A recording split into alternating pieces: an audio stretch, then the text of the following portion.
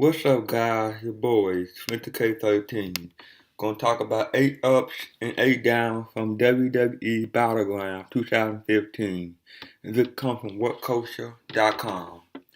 WWE effectively hit fans up for the WWE Network next month, Sunday night, bringing out The Undertaker to interfere in the WWE World Heavyweight Championship match and to set up a SummerSlam bout against Brock Lesnar, who ended his WrestleMania undefeated streak last year. Their appearance alone and the possibility Taker could very well wrestle on the summer biggest pay-per-view generated a lot of buzz, but the question here is how did all of this hoopla affect everything else? Battleground offered fans solid matches throughout the night, but little change in WWE. No new champ was crowned, no feud was settled. In fact, some are just getting started, as Roman Reigns and Bray Wyatt are probably going to collide again at SummerSlam.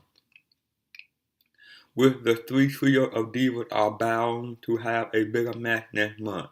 Hopefully we will be spared a rematch between Sheamus and Randy Orton.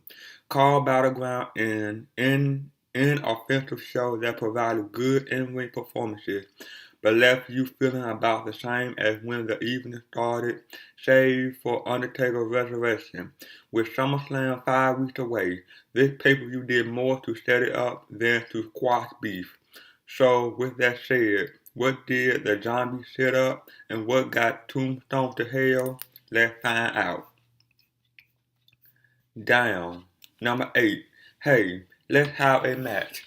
This is a tough one to call. Is the fact that Stephanie McMahon didn't announce the women's triple threat match until Battleground was underway short-sightedness on WWE part or a smart piece of advertising for the network. On Monday Night Raw, Stephanie brought out 3 NXT women, Sasha Banks, Becky Lynch, and Charlotte, to shake up the Diva division. Despite some criticism, the segment went over really well, introducing all 3 women strongly and started what McMahon called a revolution, and that's where things ended. Until Sunday, when Stephanie announced one match and 2 battlegrounds that each trio would pick one woman to compete in a triple threat match later that night. Why wouldn't you announce that sooner to draw in more viewers? Or at least make it look like there's some foresight to this stuff? Did they not make the match until the 11th hour? Or was this a strategy to make the WWE Network and a special event look like must-see programming? By not announcing the match beforehand and holding it during the event, did that effectively send a note to fans that they really need to get the network and tune in because you never know what's going to happen? Knowing WWE, let's go with the former for now and see if we proven wrong. Number 7. Cloverleaf equals rest hold. This is a minor issue, but it bears mention towards the end of the latest match between Randy Orton and Sheamus. The Celtic Warrior clinched in the cloverleaf and tore back on Orton, holding him in the submission hold for quite some time. With a rope break, Sheamus broke the hold and went to pick Orton up, only to eat an RKO and lose seconds later. What then threw things off was to see Orton stomp around the ring celebrating his victory not even a half minute after being beaten half to death. Call it a matter of consistency, but if you in a submission hold for a good while, even if you manage to pull out a victory suddenly, you should still be stinging. Orton is not the only one guilty of this. John Cena does it quite often, taking a beating and then putting out a win and acting like he only got a boo-boo. Pushing off your opponent's offense after the bell like that cheapens the impact. Look at Rusev on Raw last week. He stole his match against Cesaro and Kevin Owens well into his match against Cena, acting like he'd been through a war. That is how you show your opponent some respect. Number 6. No Cesaro, but here's Miz. The moment that Ryback revealed that he had a staph infection and couldn't compete at Battleground, speculation began as to how WWE would plug that hole on the card. Will Ryback opponents face each other? Will guys like Dean Ambrose, Rusev, or Cesaro get a short match to showcase their skills? Cesaro in particular had been on a tear since Tyson Kidd went down with an injury, taking John Cena to the limit twice and nearly toppling Rusev on Monday night. A return bout against Rusev could have stolen the show. Even a squash to showcase his talent would have been a better use of time than having Miz threat to the ring to run his mouth and ultimately get knocked out by Big Show. Had it been Raw, putting Miz on TV to run his mouth and ultimately get knocked out would have been satisfying. But on pay-per-view, you just eating up time that could have gone to another match. When you got guys like the one mentioned above, it shows you use poor judgment and having them sit on the sideline. Number 5. A Royal Pain. Granted, 1993 is a long time ago, but the minute Jerry the King Lawler opened his mouth to complain about King being pissed at our suit, it should have set off warning alarms to any long-time wrestling fans. Lawler had the audacity to say that Bears should lighten up about Truth having fun as King was up. This is the same Lawler who interrupted Bret Hitman Hart King of the Ring coronation in 1993, and attacked Hart, declaring that he was the one true king in the WWF. This triggered a feud between the two that ultimately included a Kiss My Foot match between the two at King of the Ring 1995, with Hart won. Considering that Lawler, a man who still carried a crown to ringside, once attacked Hart, who actually won the King of the Ring tournament, as opposed to Truth impersonating a king. Jerry should be the last person to say that Barry should lighten up. Number 4. Owen Tap. Put aside the incredible match between Kevin Owens and John Cena that will get its kudos later. This isn't even about Owens losing the match. This is solely a gripe about Owens tapping out clean. WWE has something special in Kevin Owens. Whether everyone gets it or not, the company had a brass, talented performer who can handle a microphone and back up everything in the ring, and then some. Cena clearly recognized this as he now has 3 classics with Owens, giving him tons of hard-hitting offense. But for Owens, who is being built up as a bruising heel, to just tap like that a handful of matches into his WWE career is short-sighted. WWE easily could have had Owens pass out in the STF, preserving a no-tap-out distinction, making Owens even tougher in fans' eyes and still having Cena win cleanly, if that was Vince desperately wanted. Having Owens tap, especially in a United States Championship match, was a poor decision. It's not severely detrimental to him, but there were other better options available. Number 3. And from where? It couldn't be an accident that Leon Garcia failed to announce Randy Orton's hometown when Battleground took place in his hometown, right? You don't just forget to announce that sort of thing, so it had to be deliberate. The only plausible reason for that would be the real reason fans went crazy for Orton throughout the match. There were plenty of RKO chants throughout the bout, and Orton was on the yay side of the boo yay, ascending of blow. While Orton is still really popular, the Shield was also shocked because WWE was in St. Louis, and no one, not Lillian, not the announcer, made mention of Orton's hometown. You have to tip your cap to WWE for that one, putting the match on first when fans are most fired up, rather than later in the card where they might be a little deflated. And then hiding the fact that the hero is also the hometown boy makes the crowd a little artificially hot for what often is a dual match between Orton and Sheamus. Still, it's a bit of trickery that deserves to be called out. Number 2. So much for that title match. If you were enjoying the WWE World Heavyweight Championship match between Brock Lesnar and Seth Rollins, or if you just enjoyed counter suplexes, you were probably pretty disappointed to see The Undertaker make his return during the bout. Taker's surprise return during the main event shocked many and effectively ended the title match without a conclusion. In fact, Rollins and the referee were nowhere to be found when the lights came on. It's understandable that WWE is not your typical athletic competition. There could be matches that end without a winner or a loser.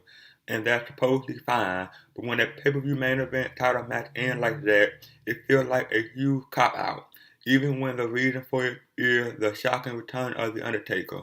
It's not like we're going to see a rematch on Raw. And you know that this is setting up Undertaker versus Lesnar at SummerSlam. So you also know Brock won't get a return bout next month either. Ah well. Number 1. Strange dynamic.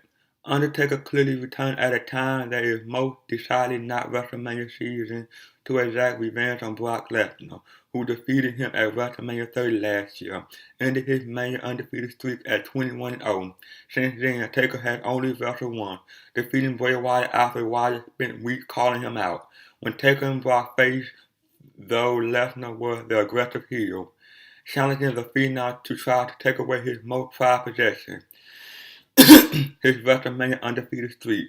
Fast forward 16 months, and Lesnar is now a full-fledged hero to the crowd, a champion who was wrong and robbed of his title and now is looking for revenge. He was moments away from getting that revenge when Undertaker gone hit.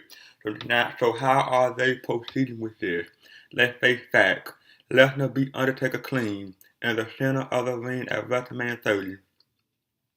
There was no cheating, no trickery. So why is Taker doing this, especially more than a year later, and now that Brock is a face? Is WWE going to try to have both men be fan favorites?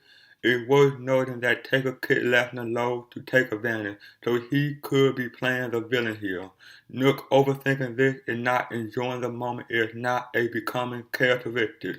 This will have a big fight feel to it and be a huge draw, but right now, the setup feels off unless Taker is going to play the role of other legend who has snapped over this loss.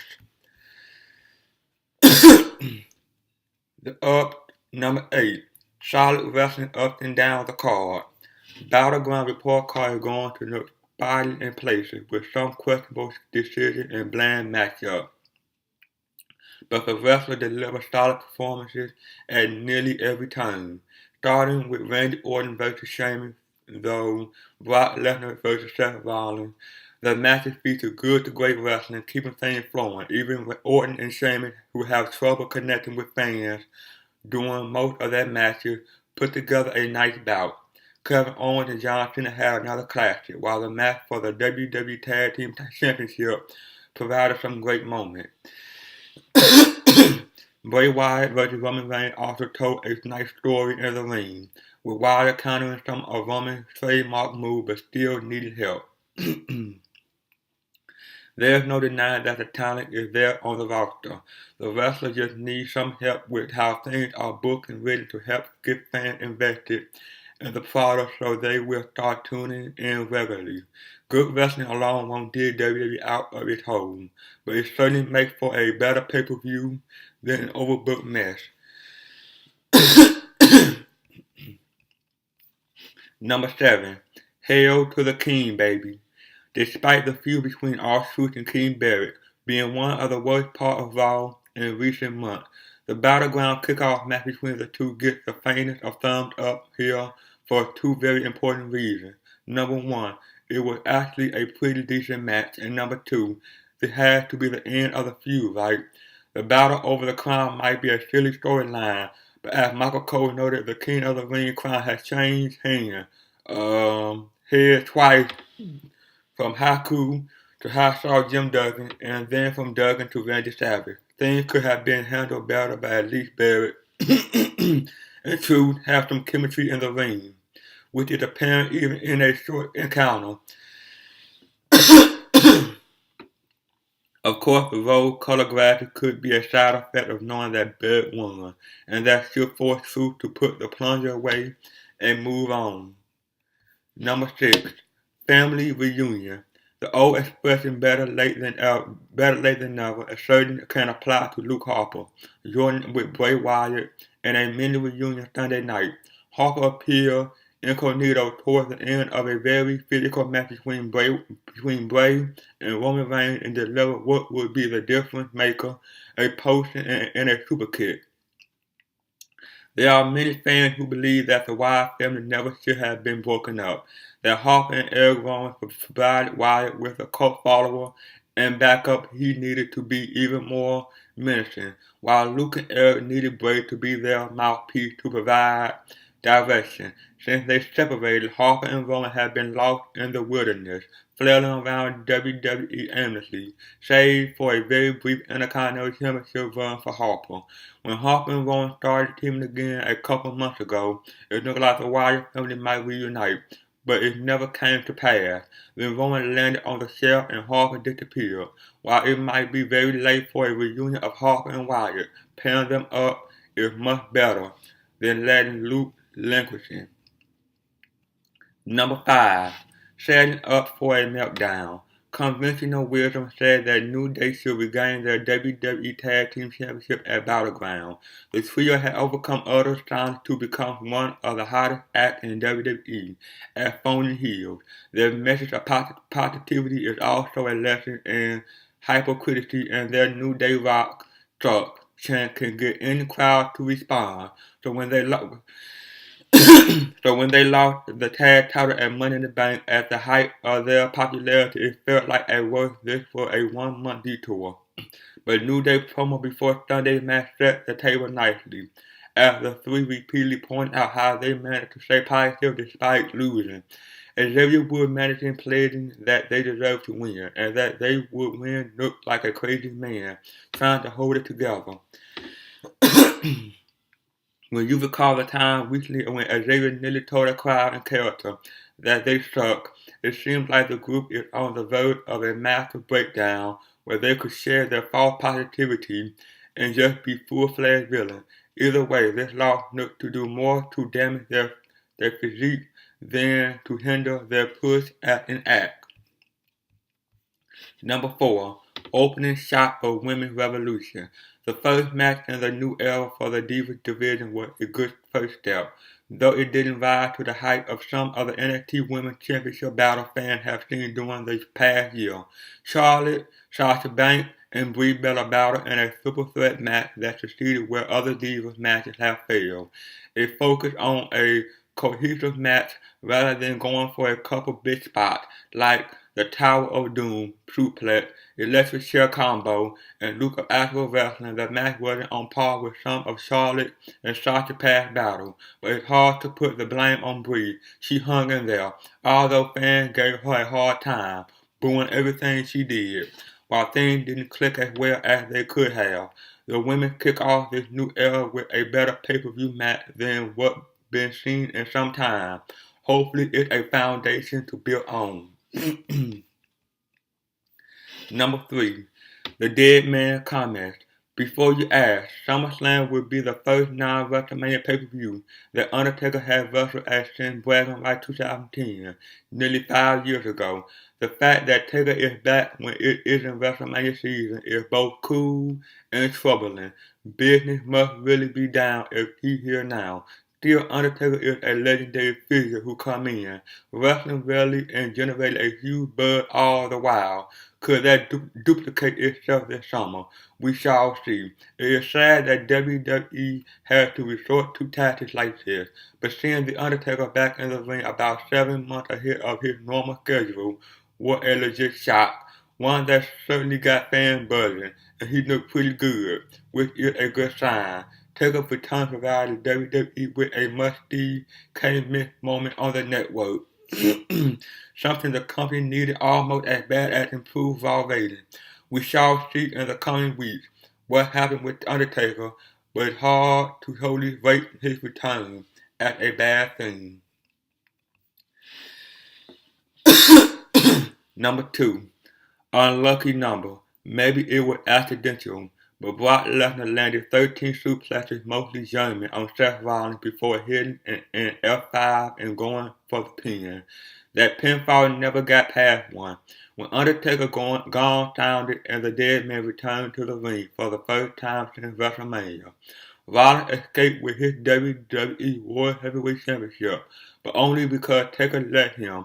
Before that, and in between the suplexes, Rollins managed to take the fight directly to Brock Lesnar, hitting a series of super kicks and dives onto Brock, but that direct fight didn't last long before the suplex continued. Probably the highlight personally was seeing Lesnar just bitch slap Rollins, only for Seth to paintbrush Lesnar back. He knew he was in over his head, but he wasn't about to go down like a fleeing coward. It's a shame that we haven't seen more of that character at various events, but at least Rollins stood up to Lesnar rather than cowering when the bell rang. Number 1. Another Owens-Cena classic. In the aside, Kevin Owens and John Cena continued their Sunday story rivalry at Battleground with another slugfest against each other. The two men battled over the United States Championship, and while Cena came out on top, both men put in stellar performances that had fans taking notice. What really was interesting about this match is how both men varied their moveset, hitting different maneuvers in different sequences, countering each other more and stringing together impressive moves. For example, Owen went for a pop-up powerbomb, which Cena turned into a hurricanrana, which led to an Owen super kick and attitude adjustment followed by an STF. Cena's middle rope AA had fans in disbelief too. If you saw the first two matches, you owe it to yourself to watch this one as well. You might see some similarities, but what you really see are two men pushing each other with non-stop action. You have to expect that Owen will want a rematch, and he very well could get it at SummerSlam. Well, that's it, guys. Like, comment, subscribe. See you guys on the next one. Peace.